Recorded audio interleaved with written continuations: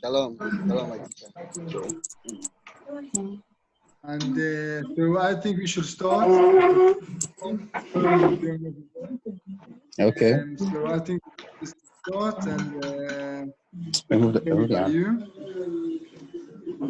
Michael, if it's okay by you, and then we'll start.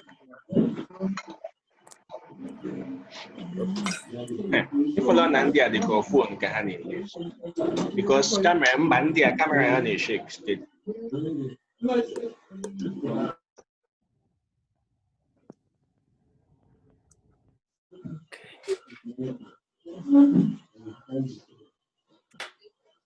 As Gary ke latkiel.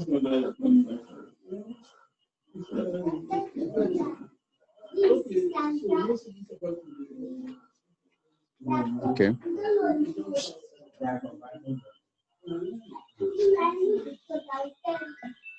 Okay, so start again and say that we want to start. I can see people are here coming and going. So what we will do, we will start. We will recording now the shiur, and then we will pass it over to the people that try to connect and couldn't be able and are still trying. People from Gijon, other people from another community from Boni, Port Harcourt, Anambra, and then they will listen everything, if it's okay. And it's הבמה כולו שלך, Michael, if it's okay by you. Okay, toda Gadi. Shalom, everyone. I am Michael Freund. I'm the chairman of Shavei Israel. I only know one word in the Igbo language, and I probably will not pronounce it correctly. So you can teach me something. You can tell me how to say Shalom Umunne, brothers? No?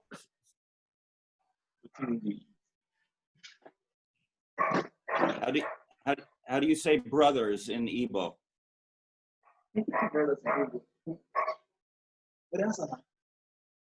How do you say brothers in Igbo?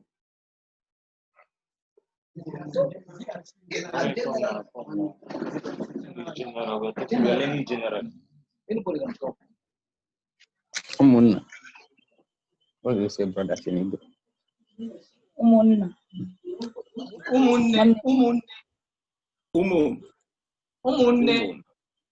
Umunne. Yes. So you are my umunne. Wow, Tuda. Thank you. What I want to speak with you about tonight, very briefly, is, of course, the holiday, the festival of Shavuot.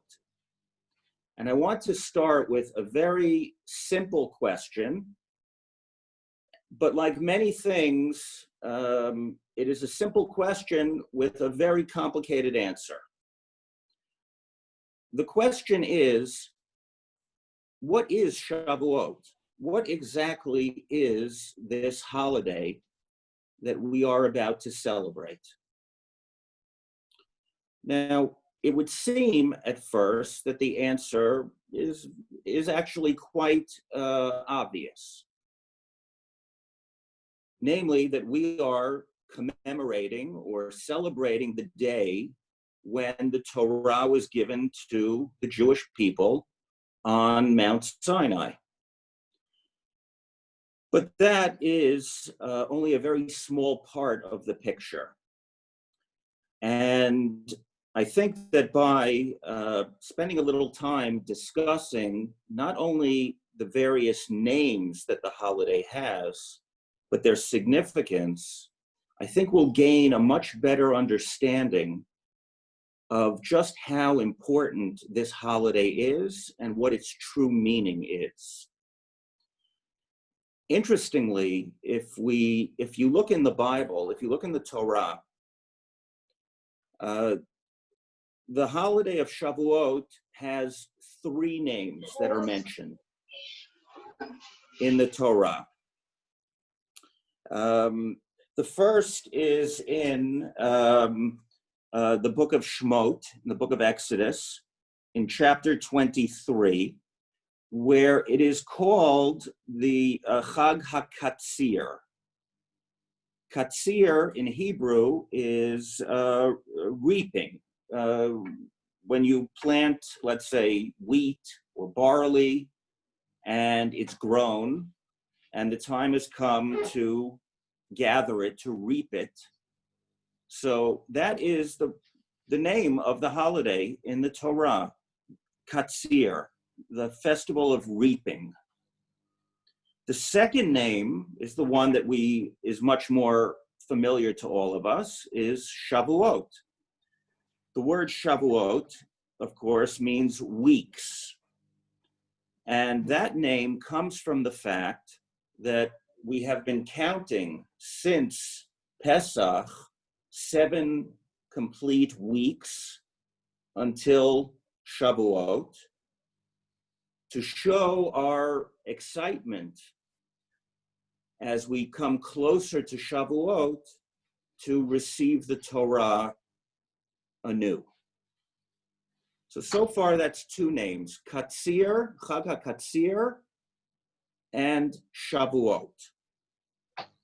The third name that the Torah uses is Yom HaBikurim. Bikurim is Hebrew for the first fruits.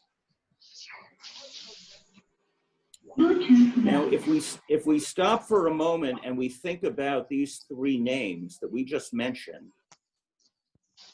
Katsir, Shavuot, and Bikurim, none of them have anything to do with the giving of the Torah. In fact, 2 of them are agriculturally related and are linked to the bringing of the first fruits and the gathering of the new wheat that has grown in the land of Israel. And the name Shavuot, as we said, is about the counting that we do from Passover, from Pesach to Shavuot.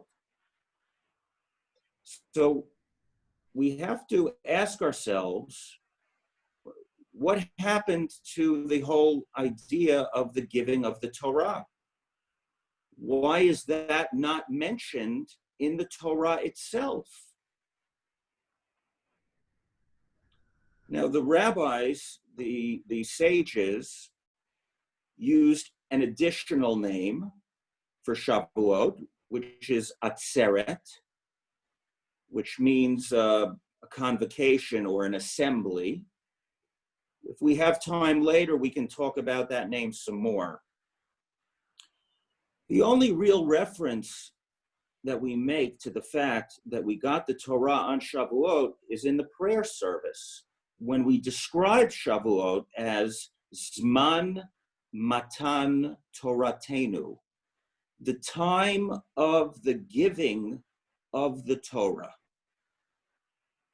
And that phrase also requires some explanation. Why is it called the time of the giving of the Torah? Isn't it the day that we received the Torah? So why would we focus on the giving of the Torah rather than our receiving the Torah? Now, these questions are obviously not my own. This is something that over the centuries, many greater minds than mine have sought to understand and to answer. On a very simple level, I think we can say that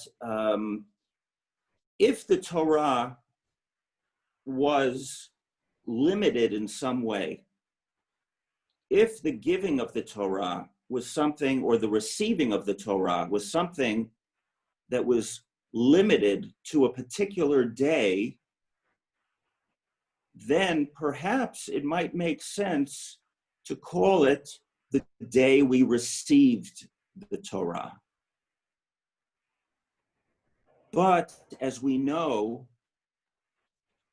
the receiving of the Torah, the study of the Torah, the living of the Torah is not something that is limited to one day a year. It is something that we are supposed to do every single day.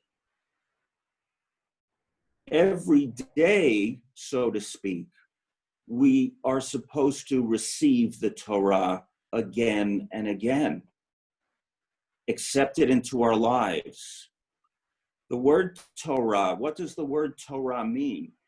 It comes from the Hebrew word lihorot, to teach, to instruct, to guide.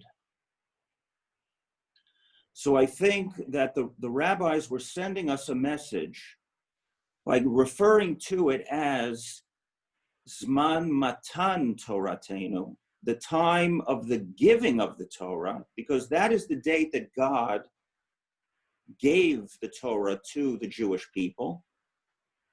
But each of us, in every generation, has a responsibility to receive the Torah every day, at all times. And if we were to call it the day of the receiving of the Torah, we would be implying, we would be suggesting that perhaps in some way, the Torah is confined to just that day. And it's not. And this is an interesting point. If we compare it to the other two main festivals, Pesach, Passover, and Sukkot, the Feast of Tabernacles, those two holidays in the Torah itself are described as commemorating historical events. Passover, of course, commemorates the Exodus from Egypt, when our ancestors left slavery and God took them out of Egypt. Sukkot, the Feast of Tabernacles, commemorates the booths that our ancestors lived in the desert when God took them to the promised land. So those are both historical events that we are commemorating on those festivals. Shavuot, on the one hand, commemorates an event. It commemorates the giving of the Torah, but nonetheless, the Torah itself does not mention that specific historical event as taking place on that day. And again, just to underline the point, that is understood to be sending us all a message that the Torah is for us to receive every day of our lives and not just on Shavuot. There was a very famous rabbi in Germany in the 19th century, Rabbi Shimshon Raphael Hirsch, and he described it as follows. He said, the essence of Shavuot is not the giving of the Torah, but the preparedness, our preparation, the preparedness of man to accept the Torah. Just as the Jews in the desert prepared themselves to accept the Torah, so must we. So in a sense, Shavuot is also a day of preparation for us. Ideally, we should prepare beforehand, of course, but it is to remind us that accepting the Torah is not a passive act. It is an active act. It is something that requires our effort, our input, our energies. It is something that requires preparation, something that requires study as well. Now, if we're already talking about the giving of the Torah, we can ask another question, which is, we all know that the Torah was given on Mount Sinai, on Har Sinai, in the desert, in the middle of the desert. We also know from Jewish tradition that Mount Sinai was not the biggest of the mountains in the desert. It wasn't the most beautiful mountain. So we have to ask ourselves, why would the creator of the universe, when he chose to give us his Torah, why would he give it to us in a desert? Why would he give it to us on a relatively small mountain in that desert? Why not give it to us, I don't know, in a palace of some sort? Why not give it to us in the land of Israel? Why did God choose to give the Torah to the people of Israel, specifically in the desert? There are a number of explanations for this, and they also give us a good insight into not only Shavuot itself, but the very nature of the Torah and what our relationship to the Torah ideally should be. Clearly, as we know, the land of Israel is the holiest land on earth. It has a higher spiritual level. And I hope and pray very soon that all of you will be able to come here and to experience the higher spiritual level in this land.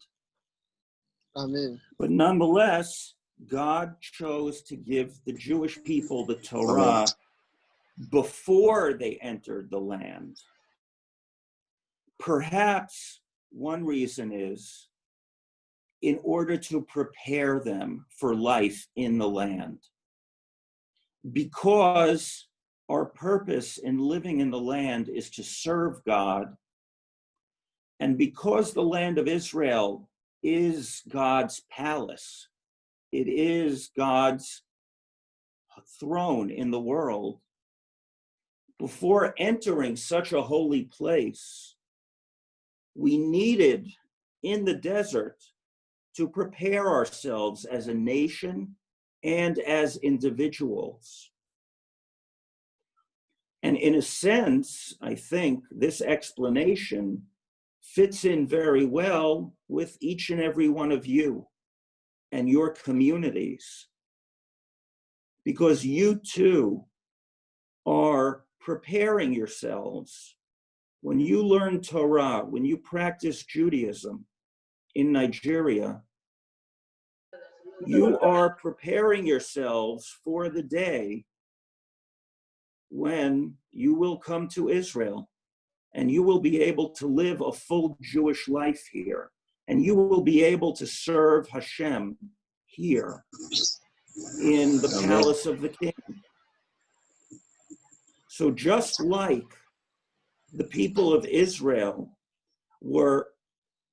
received the Torah in the desert, in a spiritual wasteland, in order to prepare them to enter the land of Israel, you too are receiving the Torah in Nigeria in preparation for the day when you will enter the land of Israel. And I hope that will be very soon. Amen. Amen. Amen. Another reason is when we think about a desert is empty. A desert is boring, frankly. A desert has nothing that it can boast about. There is nothing that a desert could be arrogant about.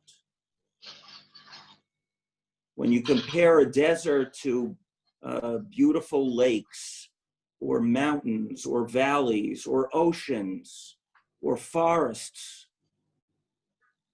A desert is nothing. It's emptiness.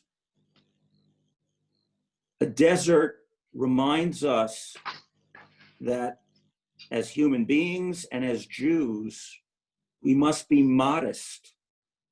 We must be humble.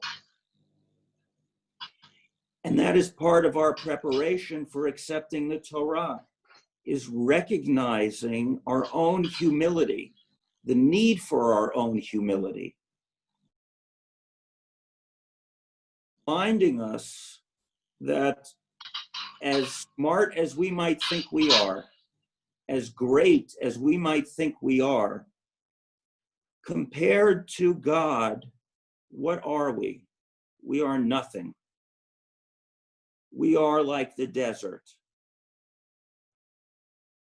And this is all to put us in the proper frame of mind. Because we have to always remember religion, and Judaism in particular, has two critical components. One is our relationship to God, but the other, and it's no less important, is our relationship to other human beings and how we treat each other. I like to tell people it's very easy to be religious with God, but it's much more difficult to be religious with other people. It's much easier to keep the Sabbath or to keep kosher or to pray. It's much more difficult to be kind, to be honest, to be compassionate, to be understanding. But those elements are critical to being a religious and spiritual person and to being a Jew. And those elements are critical to truly receiving the Torah. So when God decided to give our ancestors the Torah, he specifically chose a small, modest mountain in the wilderness of the desert to send a message to that generation, but to all generations, and to our generation too. That part of the religious and spiritual experience is to be a kind and decent human being who thinks about others. You all know perhaps the most important prayer in Judaism is Shema Yisrael, right?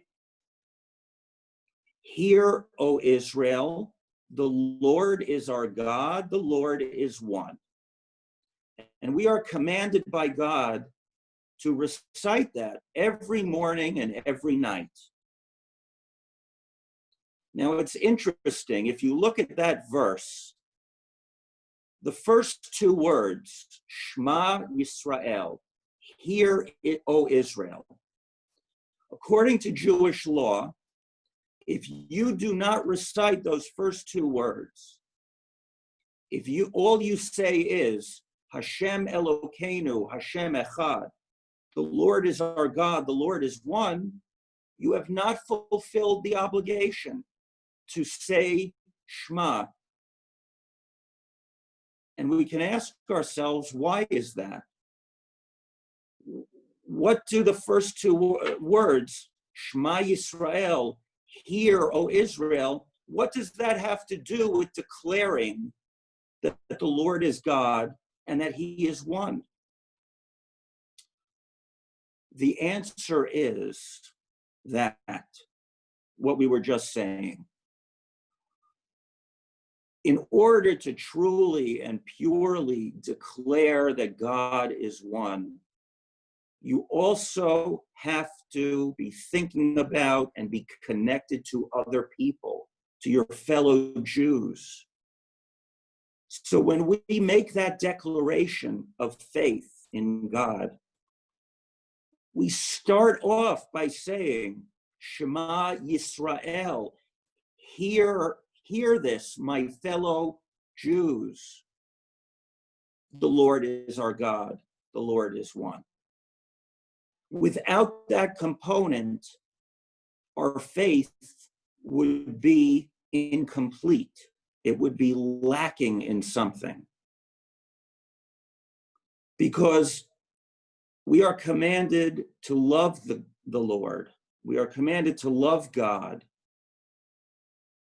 But if we do not love his creations, if we do not love our fellow human beings, our fellow Jews, how can we truly love God if we don't love the people that he has made and put on this earth?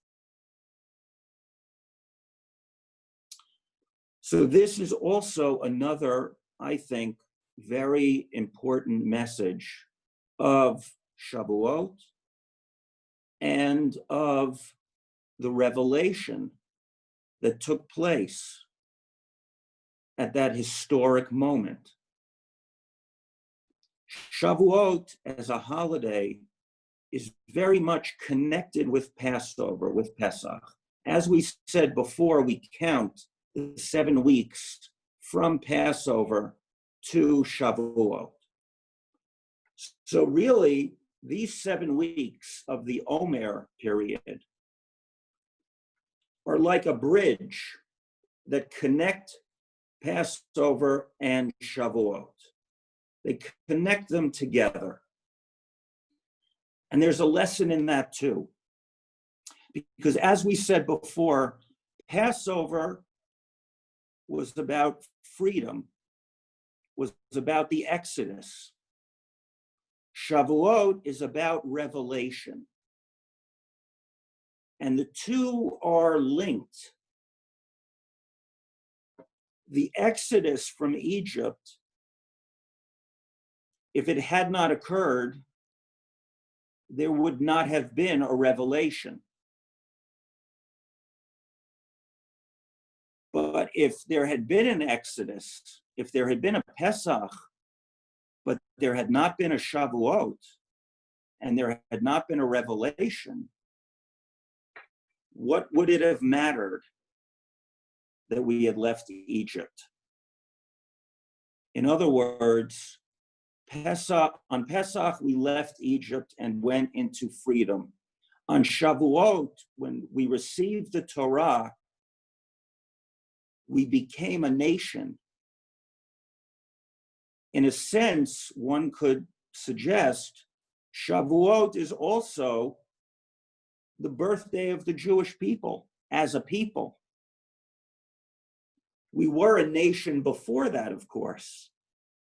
But when God gave us the Torah, and he gave us this national mission to bring values and goodness to the world, that is what forged us into a nation with a purpose. And that is why Passover and Shavuot are linked together, to remind us of that fact, to remind us that God took us out of Egypt not just to make us another free nation. There are plenty of free nations on the earth already. God took us out of Egypt with a purpose in mind for us as a nation, as communities, and as individuals. And on Shavuot, he gave us the Torah, the instruction manual. Lahavdil, not to compare the two, but when you buy a computer or a television, it comes with an instruction manual so that you know how to operate it. On Shavuot, God gave us our national instruction manual and our individual instruction manual, the Torah. He's given each of us this precious gift of life. Many of us, I'm sure, wonder sometimes, why are we here? Why are we in this world? What is the purpose of all of this? God has given us a purpose. God has given us instruction. He's given us guidance. He's doing so every day. So on Shavuot, we look backwards. We look backwards at when God gave us the Torah, but we don't just look backwards. We also look forwards. We also accept the Torah again. We carry it with us, marching forward as a proud nation with determination and with spirit.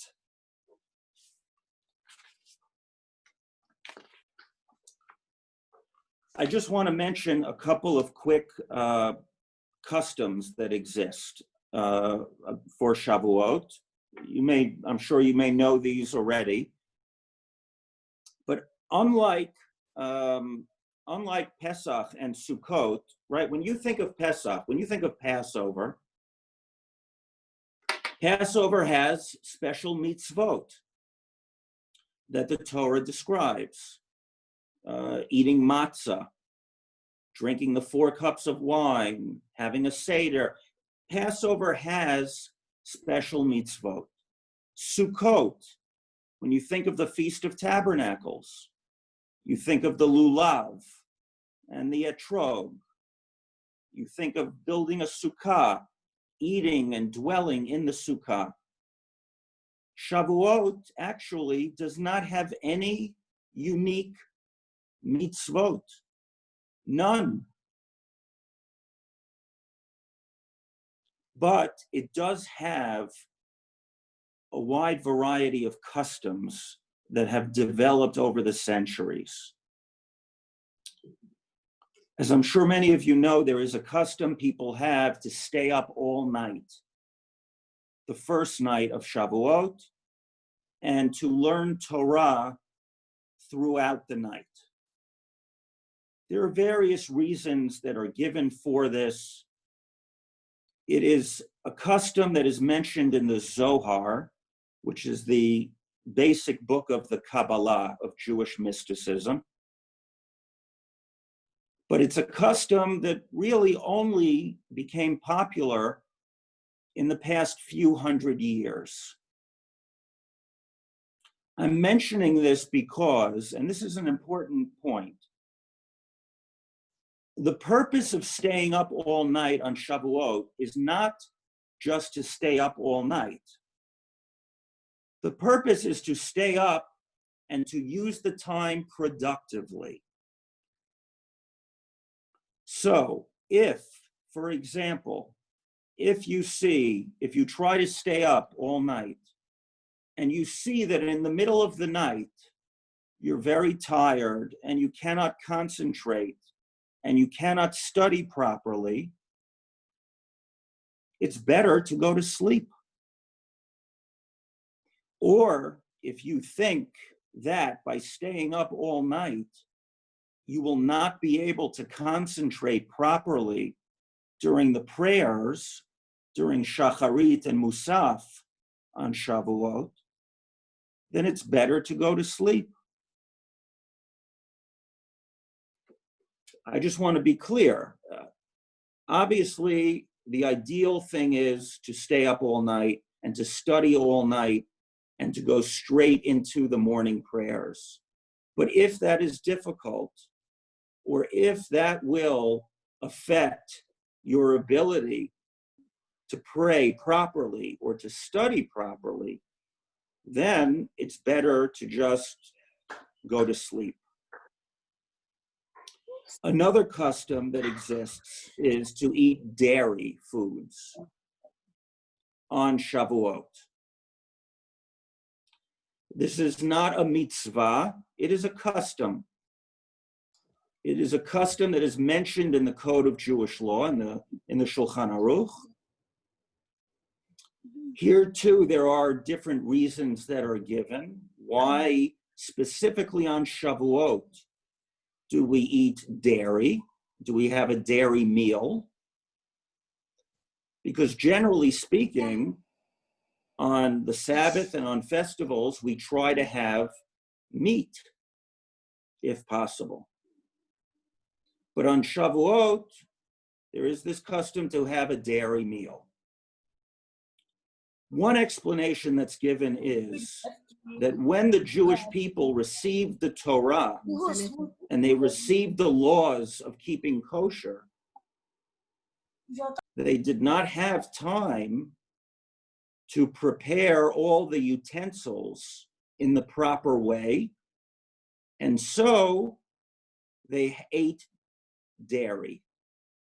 And to remember that, we have a dairy meal on Shavuot. Even though we have a dairy meal, it's still important, if you can, to have a separate meat meal, because part of the joy of a festival is in having a nice festive meat meal, if possible.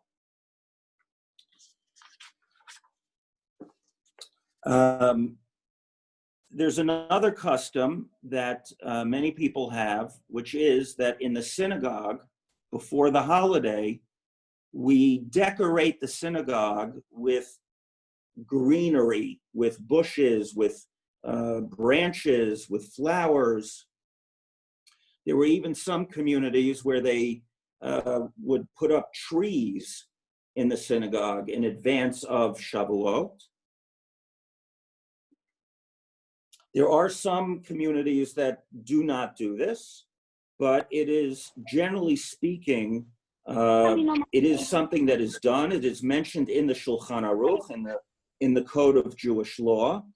And the reason given in the Shulchan Aruch is that it says that we spread plants out in the synagogue and in our homes to remember the happiness of receiving the Torah, because it creates an atmosphere of beauty and it inspires us. And it reminds us that Shavuot is a very special day. So, just to summarize, Shavuot, as I said at the beginning, on a very simple level, is about receiving the Torah. But as we saw, it's much deeper than that. As we saw, the Torah itself does not specify that Shavuot is when the Torah was given. We saw the reason why that is the case, so that we should always remember that the Torah is not bound to one day. It belongs to every day. We saw some of the other names of the festival, and we talked a little about why the Torah was given to us in the desert on a small mountain and not in the land of Israel, or not in a great palace of some sort, to remind us of the need to be modest and compassionate and understanding, and to remind us of the need to prepare ourselves, to actively prepare ourselves to receive the Torah, to embrace the Torah. I visited Nigeria several years ago. I think I recognize a few faces here that I see on the screen. But I have to tell you that it's very inspiring for me to see the effort that each and every one of you is making to learn more about Judaism, to practice Judaism, and to make it a part of your lives. And I'm very grateful to Gadi and to his friends for all the time and effort that they have put in with the seminar that took place last year, and with keeping in touch with you, and with arranging this shiur, this class, before Shavuot. And finally, I just want to mention, as you know, on Shavuot, we also read the book of Ruth, Megillat Ruth. Now, Ruth was a convert. She was a Moabite woman who converted to Judaism. Why do we read this on Shavuot? Well, in a sense, all Jews are converts, because Abraham, our father, the first Jew, was a convert. And Ruth, as we know, was the great-grandmother of King David, of David HaMelech. So on Shavuot, we are reminded of a very important thing, which is we need to appreciate people such as yourselves who are seeking to rejoin or join the Jewish people. We must always remember the important role that a convert plays in Jewish history, because if Ruth, the Moabite, had not converted to Judaism, there might not have been a King David. Because of Ruth, there was a King David. So converts have an important contribution to make to the Jewish people. And God willing, I hope that one day soon, each and every one of you will be able to complete that process.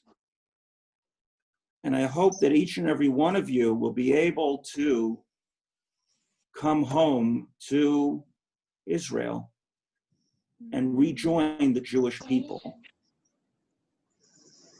And when you do,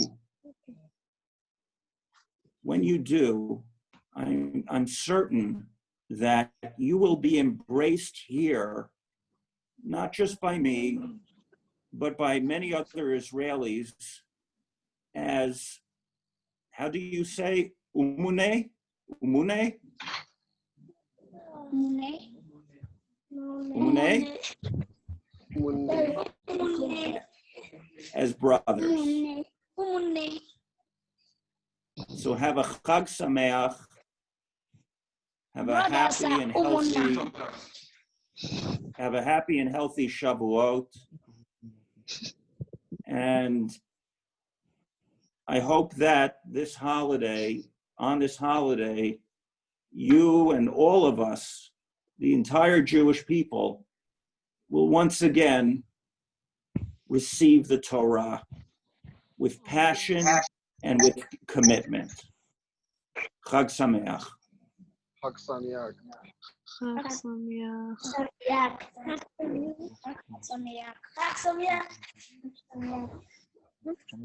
Sameach. I hope to see you soon. Amen. I just wanted to say thank you very much. The great you were the last home. Has anybody from the Jew want to say anything about the shiur? Has a question, something? Michael has enough time.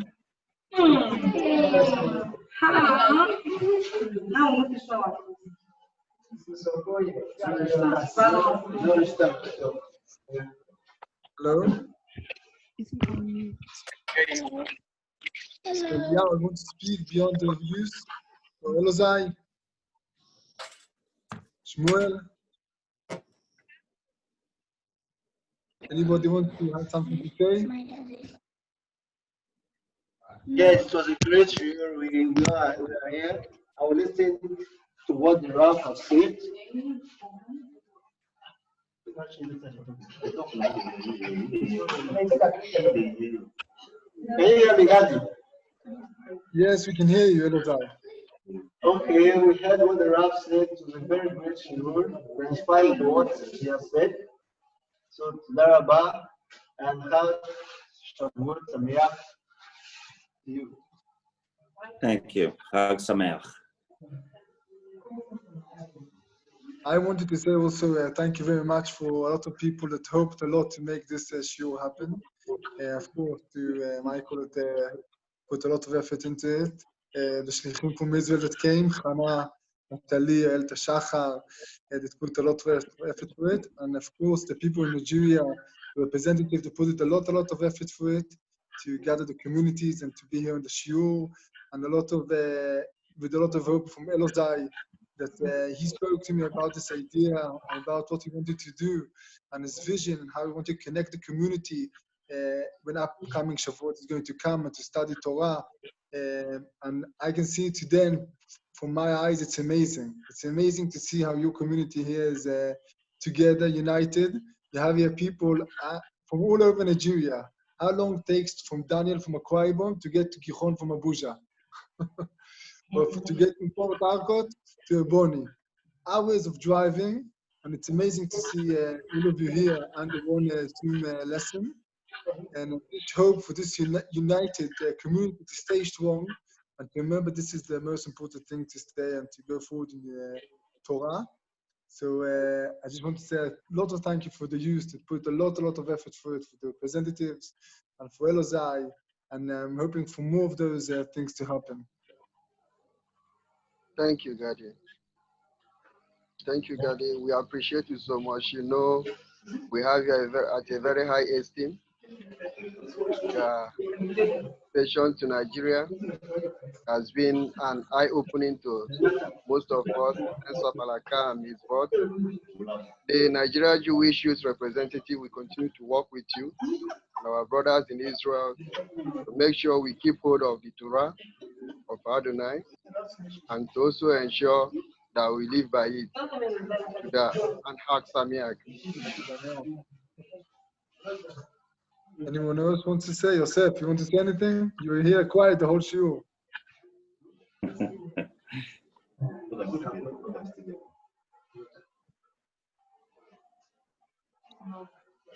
Shlomo, do you want to say anything?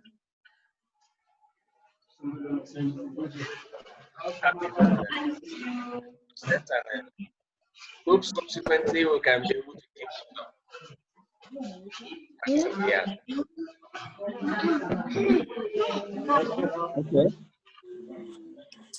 I just want to say to Daraba, to the Rabbi, for his great effort. It's not easy speaking to all of us tonight.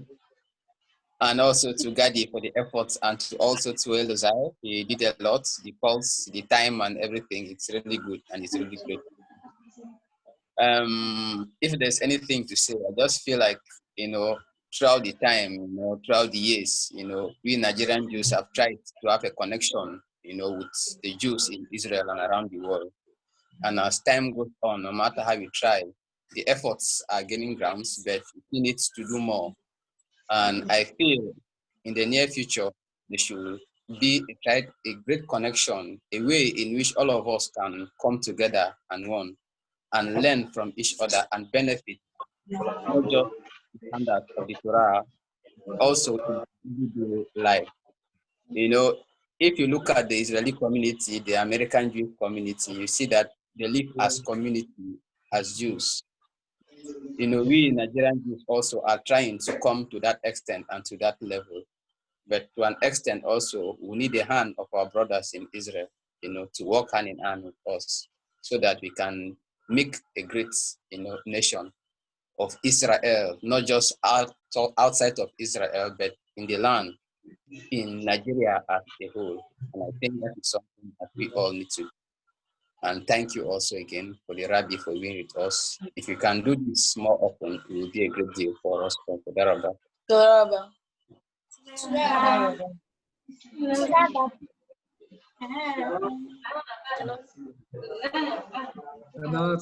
want to say anything, Hannah? Sagid Mashu? Yes. Hello, everyone. Shalom. Hello. Hello. I wanted to say that ever since I came back to Israel from Nigeria, you guys and all of the communities and all of my students especially, but everyone are deeply with me, and I'm wishing that we will see each other again, Bezrat Hashem, and sing together and pray together and keep learning together. And I appreciate so much all of the efforts that you guys are making, like to study and to be connected. And I really learn a lot from you. So, toda raba. Toda raba.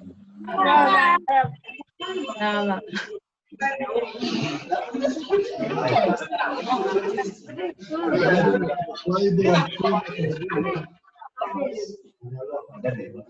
to say anything, Shmuel, from Port Harcourt?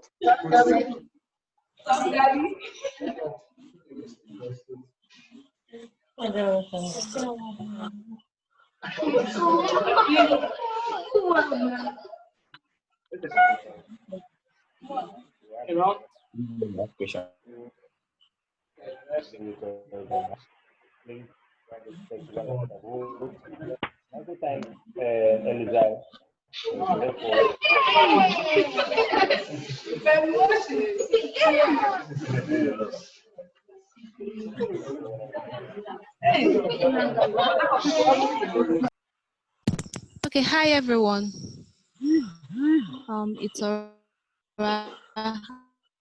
I apologize for everyone. She can't see my face, sorry. So I think what the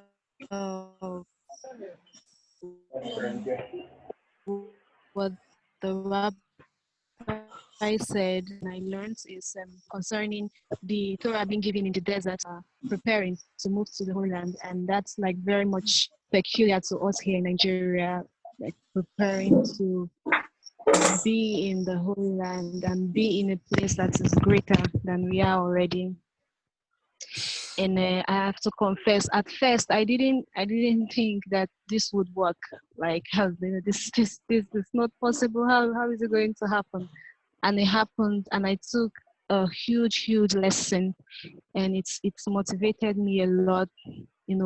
Telling me that regardless of the situation, of the circumstances, and how difficult it is, we should keep moving forward because it's the right path and it's where we should be. And it's not going to be easy. We will encounter much more difficult situations, but we will remember that just like Sinai, we keep moving forward as a nation, together, as one another, loving each other, carrying each other along, and then, pushing forward.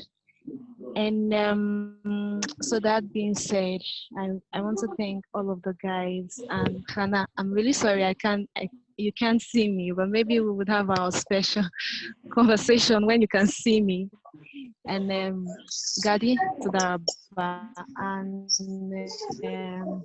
Iris Hashacha, Natalie, and everyone. And then my friends, Eliyahu, Shemuel, Daniel, Eluzai, Shlomo, everyone. It's been an amazing moment today. Now, Gichon, tell me if you want to speak. So, Gichon, you want to say anything? You need to go. We can't hear you. You need to do unmute. If you want to say anything. Can you hear me? We can hear you. You need to come closer, but we can hear you.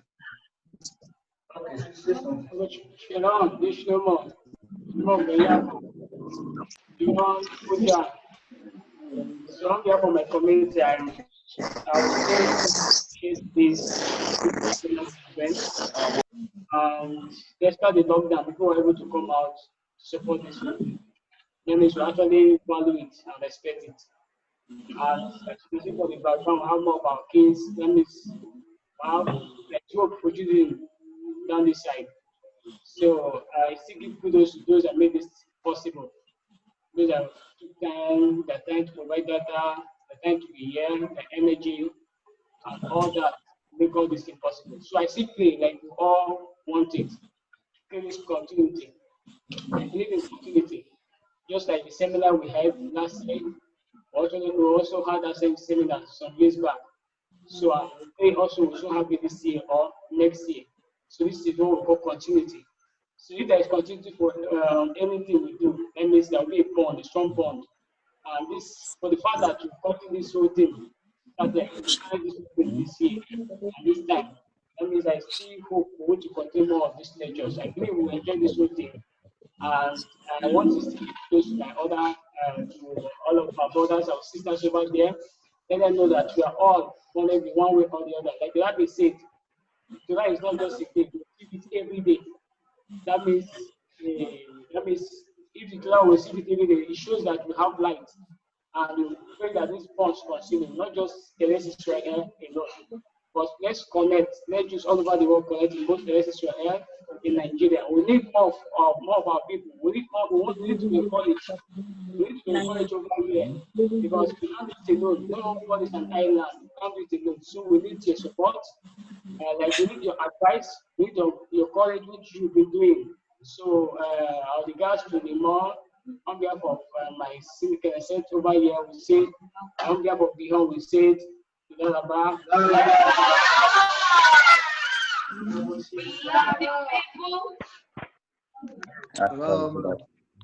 Anyone else want to say something?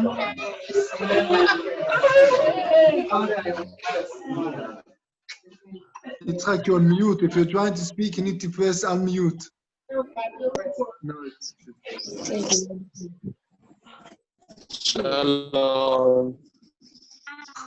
I want to say thank everyone for being present today. Sorry, I have to go to the street line so that people can see my face because it's dark where I am, and I don't want to appear dark like Gora. I'm joking. So the teaching was very amazing, and I learned a lot of things from it. Though I came late, but I still try to understand that Shavuot is very important, and also it connects with Pisa. So I learned it today. So I want to thank everyone for making it possible to come to this meeting, and I believe this won't be the last because we'll still try to make it possible to study again and again and again. Like what our mother said, Shema Israel depends on your Jew, your fellow Jew depends on how you treat him, like how you see your fellow Jew. So I believe in togetherness. We'll make things and we'll go to the So thank you very much. Toda. Anyone Salam. else? Yes.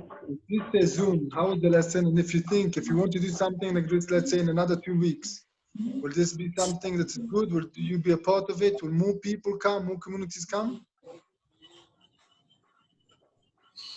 Yes, obviously. Like I said, by next week. In 2 weeks, let's say. Okay. Go on, Elia. It will be possible. Okay. So like I said earlier, it's something that should be continuous, to have the presence of a rabbi teach us once in a while like this, the whole community, it's great, it's really amazing. And like it started already this Shavuot, which is the time of the giving the Torah. We can make it a continuous process. Once in a while, maybe 2 weeks, like Gadi said, we come together, we learn, all of us, we ask questions together. I think it's a great thing. It's really good. And Daniel here asked a question he wanted to ask the rabbi if it's still available. Okay, about Gadi and the rabbi, I have a question about the Shavuot, the festival coming ahead. I want to ask why the Shavuot festival is not celebrated 7 days like the Pesach and other festivals like the Sukkot. Why is it just celebrated a day or 2 or something thereabout? Hello. I couldn't hear the question, so it would maybe be the best Okay, to okay. The write it down. question is, you know, the But the, I'll the say Shalosh the rabbi, Regalim. Mike, the rabbi is not here anymore. He has left Okay, because okay, he need to okay, go and put his children to sleep. So he wrote okay, to me. And but if okay, you want, we have the WhatsApp with the rabbis that you can ask the question okay, over there. It okay. would be great. And then they will you get an answer. And next time we will do it, we'll make sure there will be times for questions, proper time for questions, and we'll answer. And we know, as you say, we learn from everything. So this is the first time, and we'll keep going, and we'll study for next time it will happen. Okay. Okay? Toda Rabba, we are grateful. So we will speak. I just want to say Chag Sameach, and until next time, yes? Sameach. Yeah, Sameach, Sameach. חג שמח, תודה רבה.